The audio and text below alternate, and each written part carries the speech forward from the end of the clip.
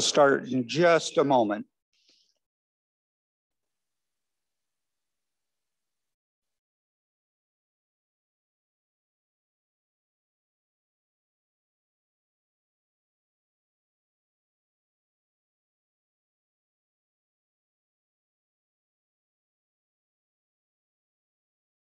Trying to give the people that are still joining us to have the opportunity to find a seat. So.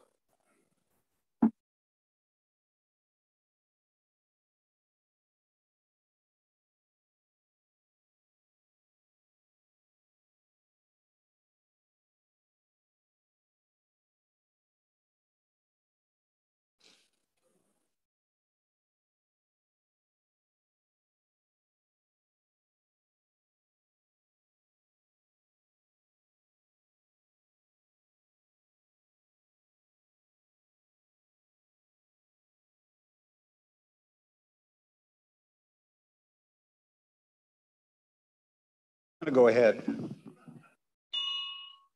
If you'd all please stand and share with the Pledge of Allegiance.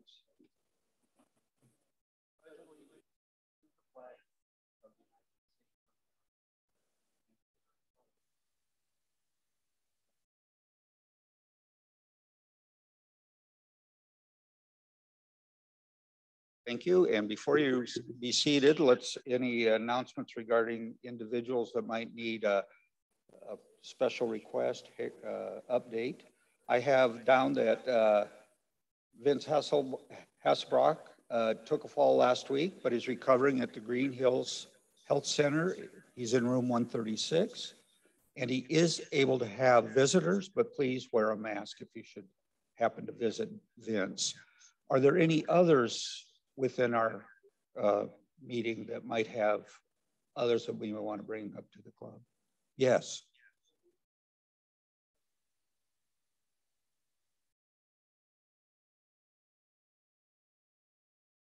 Again, that's Bill Megley, and his wife Barb passed away. Okay, so let's keep them in our thoughts and prayers as well. All right, with that, let's just take a few moments, please.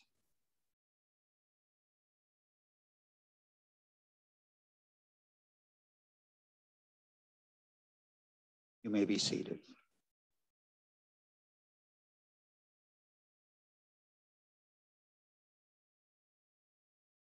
Now we have the opportunity to introduce some guests, and for the first time in a while, we have some. Carl, you have a special guest with you.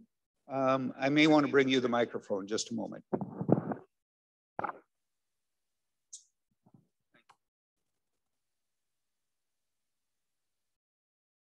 Good afternoon. My guest is Bill Vogel. Bill and I have been friends for many, many years, and we had two kids who went through 12 grades together, and we have adjoining properties. And Bill spent, I believe he said, 40 years with Hertz Farm Management. Welcome, Bill.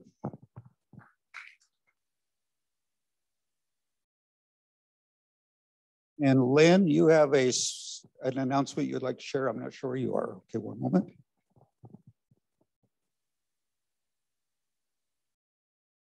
Thank you. As you know, Raising Readers in Story County is giving out books at pediatrician and general practitioner visits, at the 2-year child well child visit. You can tell I don't have kids. The well child 2-year visit. And for a long time, this club has been the sponsor of those books. About 1,000 books are given out each year. And as you know, we have our guests sign a book, and that's maybe 200 a year at the very, very, very most, not even that. So we're going to sign all the rest of them. So I've put them out on the table, the labels that will go on the books, and I'd like each of you to sign at least one whole sheet on the line. You can also write a little note if you'd like of encouragement for that 2-year-old and their parents, and then we will put them on the books that will be handed out at the well child visits. So thanks a lot. Thank you, Lynn. And you'll find a pen on each table if you're in need of a writing instrument. So please feel free to be doing that as we're visiting here and sharing more. And Mr. Patton, there you are, James. I think it's fun to always have good announcements.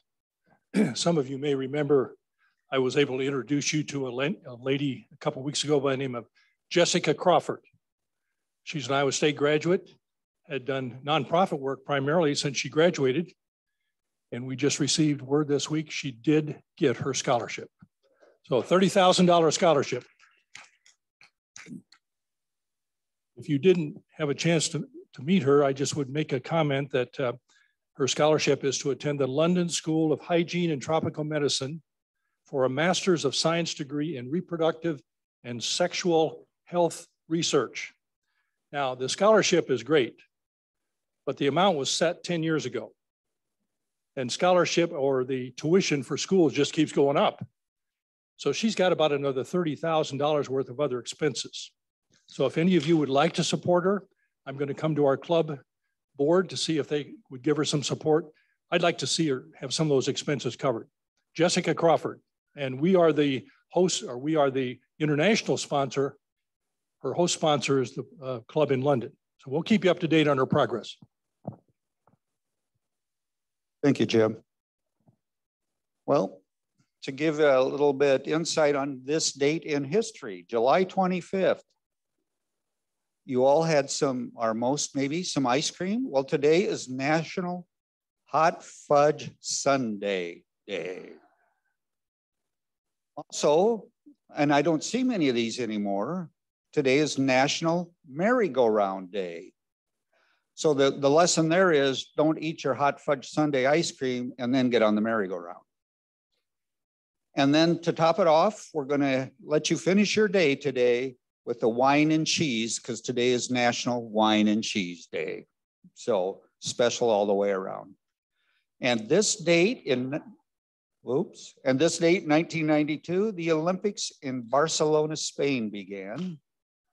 And in 1956, the Italian ship, the Andrea Doria, was sunk by the Swedish ocean liner Stockholm. They collided near Nantucket. 51 people lost their lives, but 1,700 people survived that near tragedy. So with that good news, I will turn it over to John and Louis to share and do our welcome song. Thank you, gentlemen. We welcome our guests and visitors. The welcome song. Welcome to you from Ames Rotary, Naveda, London, or Gay Paris, far off lands or the USA. We're glad that you are here today. Come back again whenever you're near. Join us and then we'll make it clear.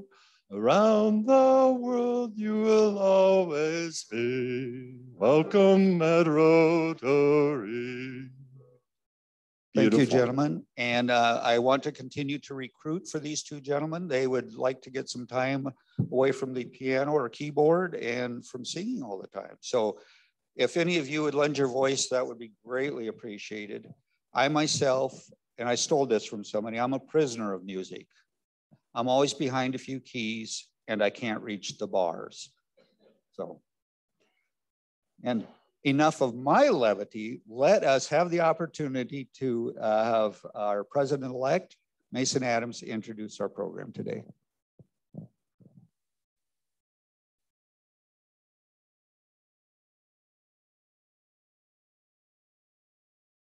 Thank you, Kent. It's my distinct pleasure to introduce our guest speaker today. Mike Cox is the Conservation Director for the Story County Conservation Board. He received his Bachelor of Science degree in Fisheries and Wildlife Biology from Iowa State University in 1992. He's been in the conservation field for 30 years and has worked in nonprofit and public sectors in Vermont, Alaska, excuse me, and Iowa. Mike grew up on a small farm in Iowa where his values for open space and environmental quality took root. He sees the role of environmental health as part and parcel with the social and economic health and community betterment, and values providing people with opportunities for outdoor recreation. He enjoys time spent outside, a good cup of coffee, and time with his wife and family. Let's give a warm Rotary welcome to Mike Cox.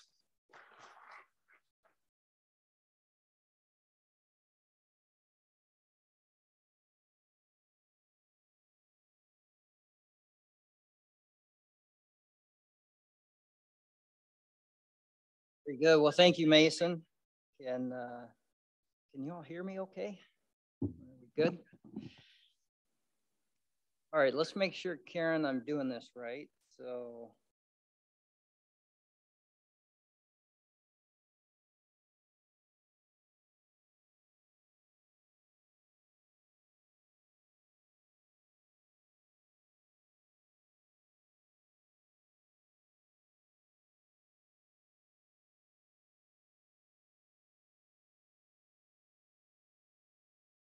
There we go. Fisheries and wildlife biology is a long ways away from information technology. So forgive me for my slowness here. Oh, that's not the one you want, though.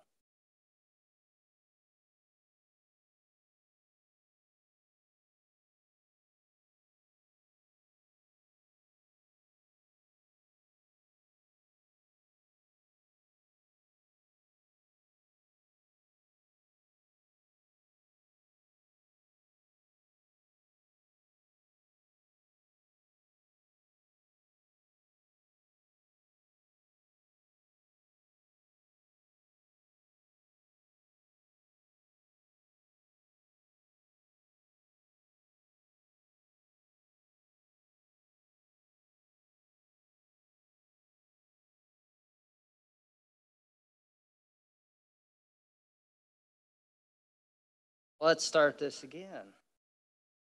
Very good. So it's been, golly, I don't know, it's been probably 6, 7, 8 years since I was here last. And at that time, we were just starting the Tedesco Environmental Learning Corridor. How many of you are familiar with the Tedesco Corridor? You all have been supporters of that project. Thanks to Warren, who helped kind of shepherd that project through at the beginning. Appreciate that. But that's just been such a fabulous addition to the community that we're very proud to have been a part of that and to bringing that forward. Thanks to the club here for supporting our tree planting and watering effort. That's no small amount of work, so we appreciate that. Here to talk to you a little bit today about what we've been up to since then and some of the projects that we've been working on and trying to bring forward. A few years ago, we redid our mission statement. I know no one likes to read mission statements, but you see ours up here on the screen: connecting people with nature, improving our natural resources. That's what Story County Conservation is all about and what we try to do every day. We do that with a relatively small group of staff. We've got 25 folks, full-time members. We've got a number of seasonal people as well that help us primarily through the summer. Might be like giving camp programs or teaching our youth. Could be helping us mow our parks and such. So it's a great group of folks that we have. Needless to say, our volunteer component is critical for us too, and we wouldn't be able to do what we do without our volunteers. How many of you have volunteered for us in the past? Several hands coming up. That's fantastic. So thank you for all the work that you do.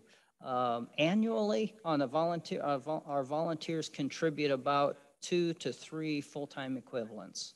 So that's a fair amount, and we get a lot of one-time volunteers, maybe with some special events or the such, but we also have regular and ongoing volunteers. So if that's something that you want to learn more about, I'm happy to chat with you about that at any time. So our program really, if you will, is kind of broke down into a few cornerstones, one of which is education. You're probably all familiar with our educational efforts. We've got 5 full-time naturalists. All they do is work with, whether it be youth or adults. We have educational programs for ages anywhere from tots up to seniors and everything in between. So We do a lot of programs. You'll see about 30,000 contacts that we do every year. We're in every Story County school district. We added United a number of years ago. I think that was the last one that came on. But so we're in every school district. Phenomenal program. Our educational program has won statewide awards and national awards. And I think 2 years ago, we had one of our naturalists that received a National Interpreter of the Year award. So fabulous group of people that share their love and their passion of nature with others. So we're just thrilled to be able to offer that. One of the other things we do, one of those other cornerstones, is outdoor recreation. How many of you bike? Some of you bike, okay? How many of you, say, do any paddle sports? Some of you do that too. So we've got a number of things that we offer in the community. We have 34 parks, if you will. Depends on what you want to, what you call a park. Everyone has a little different definition. Some of our parks have very little development, maybe just a parking area, and that's it. Some of our parks are very heavily developed, like McFarland Park, like Dakins Lake at Ziering, like Hickory Grove Park over by Colo, and like, say, Tedesco Environmental Learning Corridor, of course, here in Ames. So a number of different facilities that we offer, anything from campgrounds, picnic areas, playgrounds, etc. Plenty for people to do. Outdoor recreation is critical. I think we all saw that through our COVID years. We saw our numbers of visitation to our parks just skyrocketed.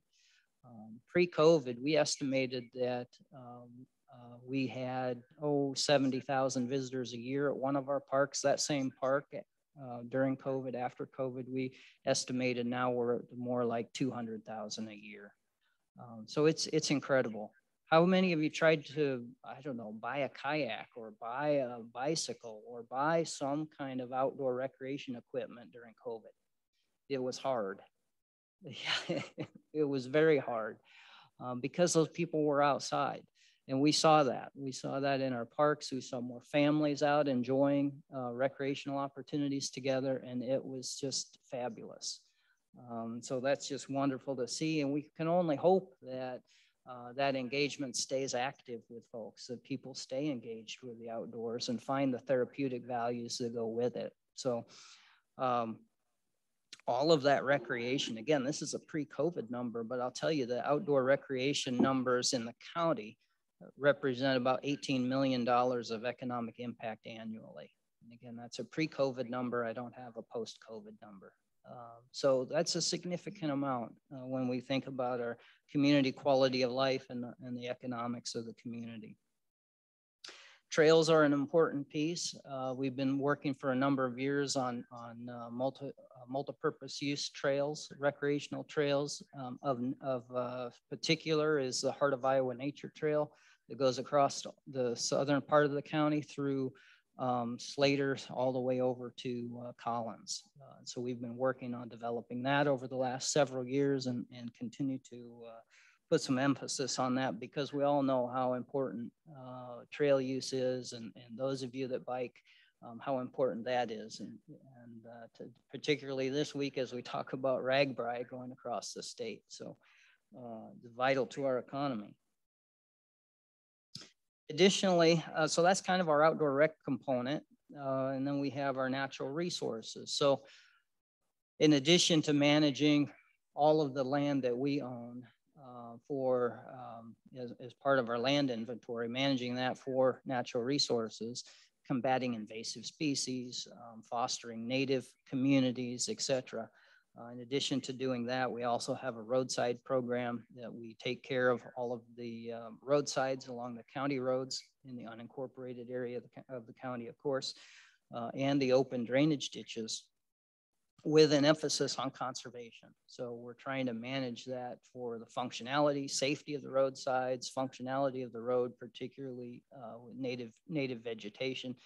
Gives a lot to the integrity of the road, soil erosion mitigation. It does quite a bit for native plants. Anyone have an idea why native plants do so much better at at preventing soil loss? Deep roots. They go up to about 12 feet deep in some of the species. So when you consider, say, turf grass or some of our other cool season grasses, brome, etc., those roots don't go very deep. That's a matter of inches as compared to a matter of feet with native vegetation. So phenomenal at protecting our soil and restoring soil health.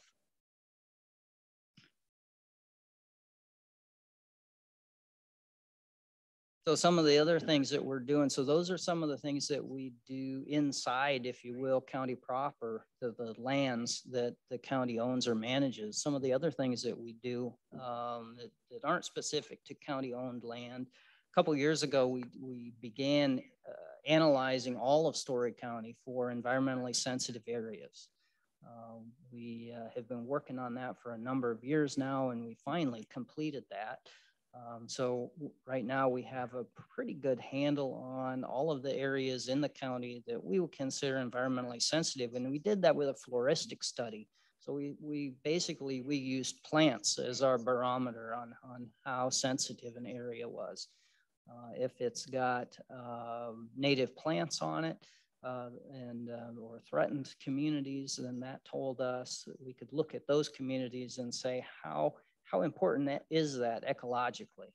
And so that was an important study that we just completed.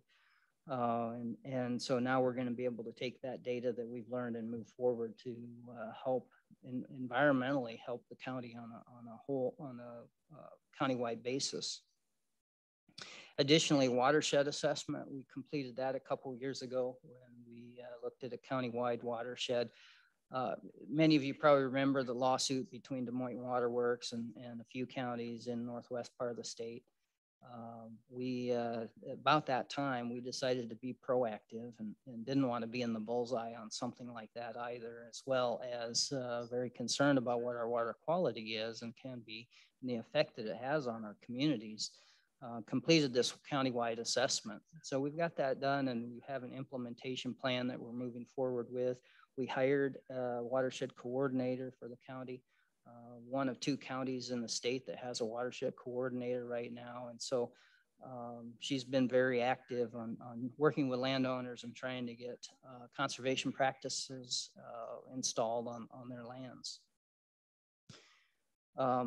Watershed monitoring, I should say water quality monitoring, is one of the things that watershed assessment told us that we needed to do. So the last few years, we've been working with a number of jurisdictions on water quality monitoring.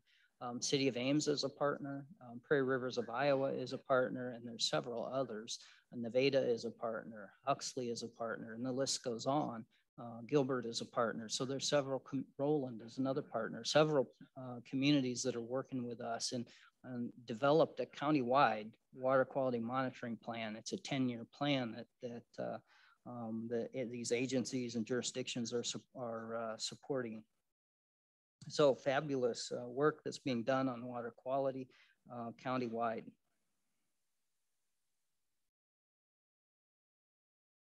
Now, some of the things that we've more recently done since we did the Tedesco Environmental Learning Corridor a couple years ago, we connected, or a year ago maybe, we opened up a trail connection that goes from the corridor to R38 for a bike lane. And so we went through, we got a number of different partnerships in order to do that. University, we're going across much of university land. We're partnered with some private businesses in the community to do that. We got some easements, public and private, to do that work. And so since we've opened that trail, I think that trail has received a lot of use. And so we so appreciative of being able to do that for the community. Ultimately, we'd love to see a bike trail that connects Ames to High Trestle Trail and the Heart of Iowa Trail that does not involve R38. I think that's everyone's end goal. We really don't want to see that long term, but those things are sometimes slow in fruition. So we continue to work toward that end. Hickory Grove Lake. How many of you have been to Hickory Grove? Many of you have. That lake, as you know, has been empty now for a number of years, or it's been dry. We're blessed that we have water in the lake now. It's back up at normal pool level, so it's fully functional. Campgrounds are busy. Trail around the lake. We did a number of improvements out there. We put in, we renovated our boat launches, our access points. We put in new fishing jetties. We put in new picnic areas, and the list goes on. So that was about a $4 million project that we worked together with the state DNR on, and we're able to complete that. Took a while. Mother Nature didn't cooperate. It took, I think, 2 years to get it full, but you know, our drought last year didn't help as far as that goes. So, but it's a tremendous park, and we just recently hosted for the second year, hosted the Colo Crossroads Festival out there. And so we're pleased to be able to do that. We're pleased to be able to see how important that park is to the community. I mentioned the paving we've done on the Heart of Iowa Nature Trail. We started on the east side at Slater where it connects to the High Trestle Trail, and now we're working east. So we've been able to get quite a bit of that paved. We're about halfway through the county right now. We have the paving stop at the Skunk River Bridge just east of Cambridge. We have some other grant funds and projects in the books to take that now to S14, which would be roughly another 2 miles from that Skunk River Bridge. Eventually, we'll get that connected all the way over to Collins. Eventually, then we'll connect further into Marshall County and connect with the 330 trail that eventually will go up to, oh, golly, I can't think of the name. North out of Marshall County. There's another trail project happening there. Steamboat Rock, that's what I'm trying to think of. Eventually it'll connect there as well as down to the Chautauqua Trail and all the Central Iowa Trail network. So we know how important those are. And canoe launches that we've worked on, and then also the Peterson Park, we just completed some nice improvements there that I have a picture of a little bit later here, and Dakin's Lake improvements that we completed. So a number of different things we've completed as far as our recreation goes. And as far as our natural resources, we've been fortunate enough to acquire more wildlife areas. We've had to be creative on how we do that, and a lot of public and private support is critical in order to bring those to fruition. You know what land prices are doing right now, so we cannot pay. We cannot pay to take the burden of a fair market sale. We just can't do that. And so we have to look for other funding support to meet those. And oftentimes we have donors that really want their property to go toward conservation and to stay in conservation perpetually. And so we're able to work with those donors, one of which I'll talk a little bit about later. We've stabilized 3 miles of stream bank.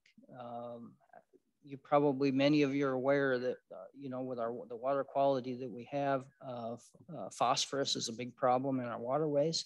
A lot of the phosphorus in our waterways comes directly off of the riverbanks with soil loss. Phosphorus binds to soil. And so when soil gets washed into the water, that phosphorus gets suspended in the water and then creates problems in the watersheds. So we've been able to stabilize some stream banks. I know Ames has done a lot of work lately on stabilizing stream banks, and kudos for the city for being able to do so much of that. Protect native prairie remnants, we've done some of that. You know, I think 99.9% of the remnant prairies in the state are gone. You know, of course, that's what much of Iowa was pre-settlement, was native prairie lands, marshlands, etc. And so we've lost most of that.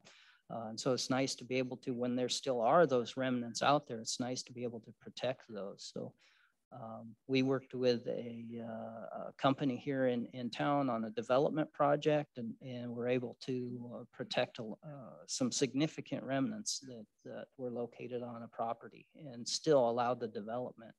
And so that was wonderful. That was with Friedrich. So we appreciate Kurt and all his work and commitment to conservation in that regard. I've talked about some of these other things already. I've mentioned easements that we do. Sometimes if people come to us and say, I've got this property that I do want to protect it. I love the deer I see here, or whatever it may be, the butterflies that it brings, whatever it may be, and want to protect that in perpetuity, then we can hold an easement. And so we can say that, stipulate then something that binds to the title that says that that property won't be used for anything other than what's laid out in that easement, and we can tailor those to individuals. So we've done a number of those and are pleased to be able to offer those for folks that want to preserve their property. As far as environmental education, we've done a number of interpretive panels at some of our area parks. And so we're pleased to be able to do that. We've expanded our partnerships. We have a program called Nature Connect. We're working with MICA. And so we've got, if someone qualifies for assistance through MICA, then they qualify for lower income or lower fees, discounts on some of our camping and some of our program registrations. So it's a fabulous thing that we can now offer. And support people that maybe wouldn't be able to, folks that maybe wouldn't be able to get out and enjoy some of those things that we would normally charge more for. So that's a fantastic program. We're also right now trying to take a look at our diversity, equity, and inclusion efforts. We're trying to assess our park usage. We're trying to assess how we avail ourselves to the community and who uses our services, because we want them to be available. We think nature is for everyone. Nature never doesn't draw lines. And so we're really trying to be intentional on opening ourselves up or availing our services and our offerings, our parks, our facilities, our programs for everybody.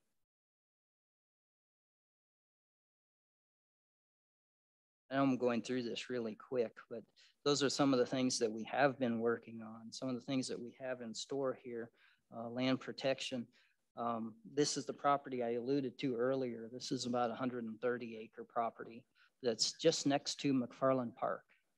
So if you're familiar with McFarland Park, as you drive to it from Dayton, there's another property just to the south of that Blacktop Road that's been owned by Bob and Carol Deppy for decades. And so we're in the process of acquiring that property. They really wanted to see that property stay in natural state. They appreciated Bob farming practices that he put into place there a number of years ago, the terraces that he built, et cetera. We also found some small native sections of prairie on that property. And so we were able to work with the Iowa Natural Heritage Foundation, who purchased the property from Bob and Carol at a very respectable price. Bob and Carol made a significant donation on that, reduce that land value so that we can acquire that and put that into permanent protection. So we just went through a master planning process on that property. And we really don't want to see it used for very much at all, except for light footprint use. No pun intended, but we'll put some trails out there, just some foot trails, and we'll probably put some interpretive signage, put some picnic areas maybe up around the building site, and really just leave it at that, protect that site for its conservation and for its ecological value. So we've got, I think we've tentatively been awarded a grant from the Land and Water Conservation Fund. We've got $200,000 coming from that fund. And so essentially that's met half of our funding goal, or nearly half of our funding goal. So fabulous that we were able to get this initiative moving forward and to get this property protected for that amount. But now we have to do the fundraising effort on the other portion. So if anyone's interested in that, please see me. So water quality, I've talked about a little bit already. We continue to put efforts into water quality. As far as recreation, one of the things that we're working on next is renovation of McFarland Pond, or McFarland Lake. How many of you have been to McFarland? Most of the people in the room. That's fantastic. You know, the lake really hasn't been renovated since it was built. So it's never received a renovation. We cannot draw the lake down. There's no way of emptying the lake shy of breaching the dam. And so that makes it a little problematic, but it's received heavy sedimentation over the years. We've got in areas of up to 12 feet of sediment in the basin of that lake. We've got the upper portion of that lake that's all sedimented in. And so we want to clean that all out. So our plan starting this fall would be to drain that lake, dredge it, do something much similar to what we just completed at Hickory Grove, and then do some access improvements. If those of you that maybe like to paddle, it's hard to paddle McFarland. There's not a good entry point.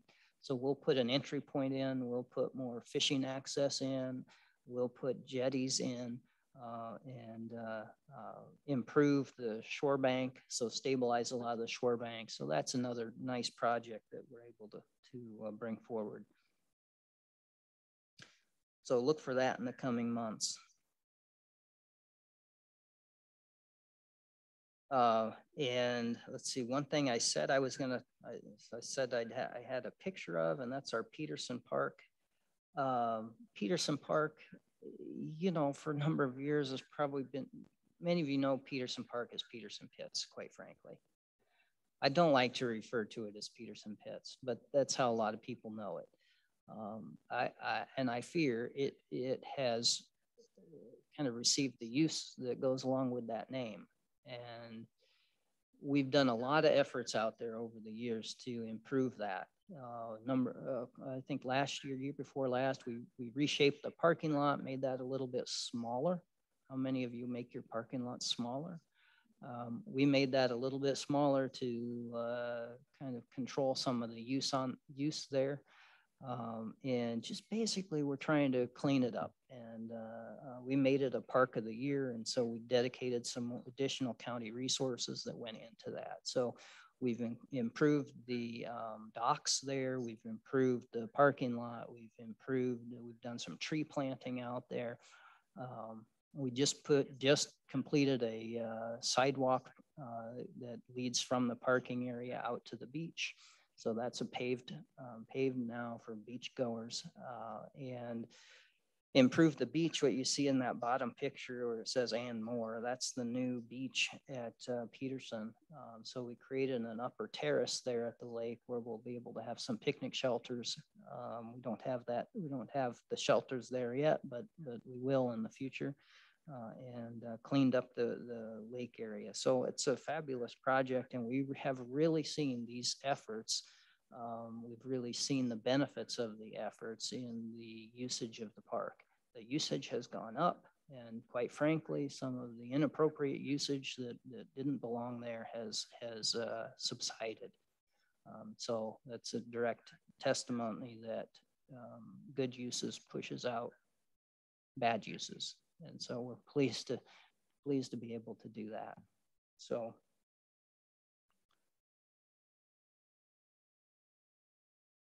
with that, one other thing that I'll mention, I noticed on your website, you've got a presenter coming later this fall from the Department of Natural Resources. Doug Haar is his name. And when he does come, I suspect one of the things he'll talk about is a joint effort that we are undertaking with the Department of Natural Resources and with the Iowa Natural Heritage Foundation to protect floodplain areas between Ames and Chautauqua. And so we've been able to successful, Doug largely, and he'll tell you about this, but has been successful in getting some federal grants to restore some areas of wetlands, marshes along the river. And so that's been fabulous. Theoretically, with the funding that Doug and another colleague there at DNR have brought in, we'll be able to protect significant amount of that floodplain area, again, between Ames and the Story County, Polk County line. Ultimately, with then going on to Chautauqua, and even ultimately then going on to Neil Smith. So that's something that we're real pleased about and eager to see start to come to fruition. So if any of you are interested in supporting us, you know, some of you may be familiar with our Partners Program. That's an annual membership program that supports specific initiatives that we're doing. This year, the Partners membership money is going toward the DEPI property purchase or acquisition. And so we'll put that, revenue for 2 years from Partners, we'll put it into DEPI and then match it with some other funds that we have or that we hope to have available. So if you're interested in joining Partners or making donations or volunteering for us, please see me. Another thing that I'm just going to mention quickly, many of you are familiar with the Outdoor Recreation Natural Resources Trust Fund. That was a voter initiative in 2010, which hasn't been funded. And that initiative basically said the next time the state raises the sales tax of 3/8 of a cent, the first 3/8 of this first cent will go toward outdoor recreation and natural resources, i.e. fund this trust fund. It hasn't been instituted and for a number of different reasons, but we always support that and support ways to fund that, whether it be through new sales tax or reformulating the tax plan, but we're very interested in getting that funded. That will provide millions to water quality efforts, to our trails efforts, our recreation efforts, et cetera, that we try to do across the state. So if you have an opportunity and feel so inclined, we encourage you to talk to our legislators about funding the trust fund. So with that, I'll take any questions you may have.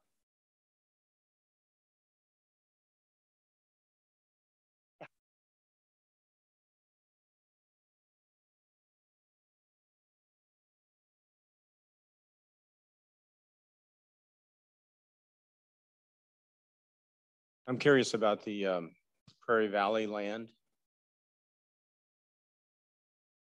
That's you're talking about the, I guess we refer to it as Dotson, but yeah, the Prairie Valley, the Friedrich Development. Yep. So Friedrich Development donated about 90 acres on that. I think it was golly, don't quote me. I think it was a 160-acre parcel. And so they're developing residential subdivision on the kind of the uphill sites. The side slopes and the lowland is what was important environmentally, and so those are being protected. So that's the 90 acres that they donated right now to the county, and so we have that. A lot of that was in the side slopes. We're in native prairie. And it was a native prairie that really isn't seen very much at all. In fact, we don't know of another type of plant community that exists in the county. It was a xeric community or a dry community because of those side slopes. Was still native. It was still remnant because it was the side slopes that couldn't be farmed. And so, so that's what we have now under protection, and worked cooperatively with Friedrich in order to still find a means to develop that, or a way to develop it and protect that ecologically significant area at the same time. That is basically, it's 1 mile west of Gilbert. It's right at the intersection of the Gilbert Blacktop and R38, or the County Line Road there. And it's on the south side. that property extends south to Iowa Creek. We're actually working with IDALS, Iowa Department of Ag and Land Stewardship, and the City of Ames to develop or potentially develop a wetland on that property as well. That will basically recycle, if you will, some water that's coming out of a drainage district and go through a wetland and then back into Iowa Creek. So we're trying to improve some, if you will, some residency time of water in a wetland in order to for nutrient reduction. Your next question, our family loves to geocache, including at many of the Story County parks. So do you participate in geocache? If so, where's the fun one that you've had on your mind for a while? And where do you see that going within the park system for Story County? I'm sorry, I was having some echoing up here. Okay. Any comments on geocaching in Story County parks? County parks. There are a number of geocaches out in the parks, and we used to have a permitting process, but we found out, well, that's frankly pointless to try to do that with geocaching. But we don't discourage it. It happens throughout the parks, and we don't try to get involved with it really. So yeah, if you're more the merrier. That answer your question? Okay, I'm sorry. Oh, I'm sorry, geocaching. Callie, I've never done it, but there's a lot of people that do. Essentially, it's hiding little treasures, if you will, at a specific location. And then those locations are communicated out to other fellow geocachers. And then I think the goal is for others is to find that cache, if you will, and maybe leave something there, maybe leave a little trinket there, maybe take a little trinket, whatever it may be. And maybe those of you that geocache can correct me here, but so it's kind of a little sport that people leave something somewhere and hide it, and it's a game to find for someone else to go find it. So. You mentioned the restoration and the efforts at Hickory Grove. Can you talk about the status of getting fish back in there? How big are they getting? Are they growing? Yeah, you bet. So we do have it stocked. We work with the Department of Natural Resources to do that. So we have it stocked right now with largemouth bass, bluegill, crappie, and walleye. Did I get them all? I think that's all of them. We will end up putting catfish in there as well. We're thrilled that we're able to put walleye in there. We did get some state grants to create or to place special fish habitat there that walleye will use. Walleye won't breed. They won't spawn. There won't be any successful reproduction of walleye in the lake, but DNR is willing to continue to work with us to stock it with walleye. We're trying to create a walleye rearing pond, if you will, that in which, and we've received another grant from the state to do this. We would take fry from the state, so fish about that big, and raise them in the pond and then put them into the lake.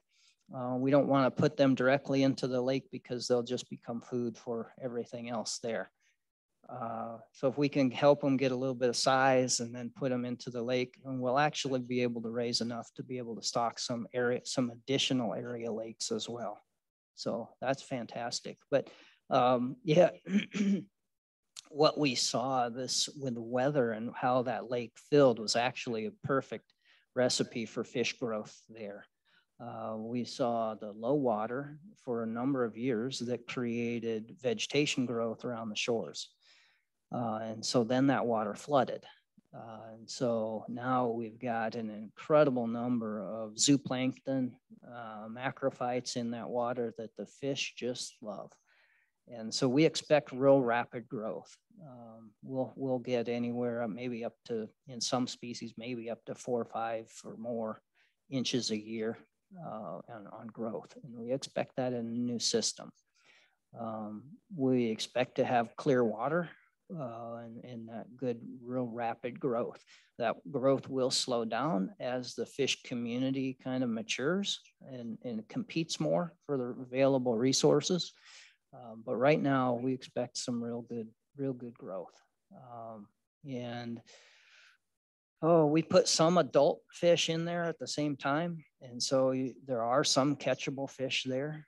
But for the most part, the fish are, there'll be very few bass there that are at legal limit right now. But I expect that won't be too long. Yeah. One of your slides had an item on it, initiated edge of field projects. And I was wondering if you could give an example or two of what those projects were. Sure. I didn't really explain that other than say we were working with landowners to institute conservation practices. So thank you for the question. Golly, how many of you are ag landowners? Some of you are. So golly, in order to kind of the hoops you have to go through in order to put conservation practices on the site are complicated, to say the least. And so we followed suit on a recipe that Polk County did. A couple of years ago, they started this and they contacted us and said, hey, this is working really well. Why don't you guys consider this? And so we did. But make a long story short, we're able to take some state and federal funding and a little bit of local funding and go to landowners and see if they have areas that are suitable for either saturated buffers or bioreactors. So both of those are nitrogen reducing conservation practices. So they have to do with taking water out of tiles, putting them through a wood chip bioreactor that reduces the nitrogen, or also in the case of a saturated buffer, essentially it diverts the flow, the tile outlet flow from going directly into a stream, puts it into a distribution box and sends it along the stream bank through a series of laterals, and then allows the stream bank to do that nitrogen filtering. So both of those that's why we refer to those as edge of field practices. We're really pleased this year. This is the first year we've done it here in the county. We've got, I want to say 20, a little more than 20 practices that we're going to install here this fall. We worked with the city of Ames on that, with IDALS and the NRCS on that. Ames is actually taking the lead on it in regard to doing all the contract work. But we're able to go to a landowner and tell the landowner, if you're interested in doing this, we can facilitate that and you can do it at essentially no cost.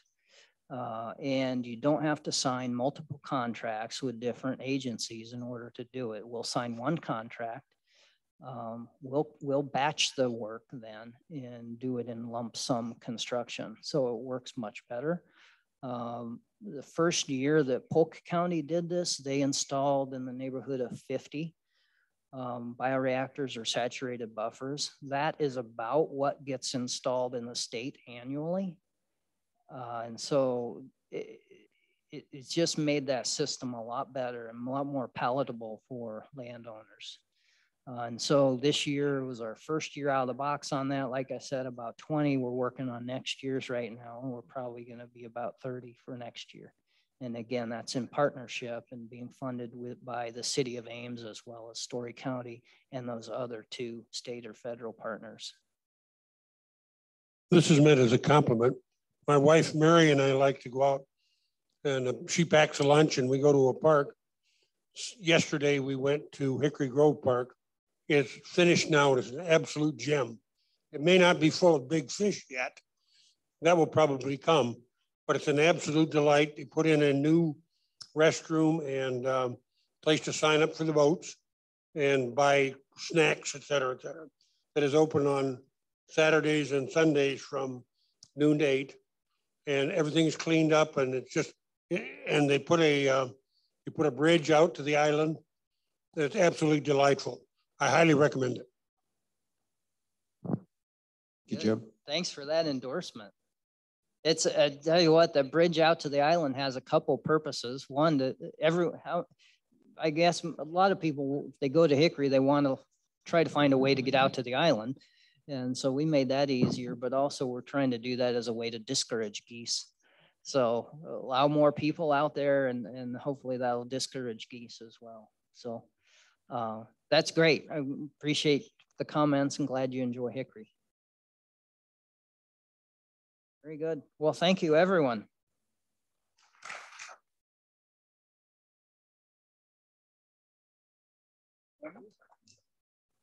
Excuse me here, Jim.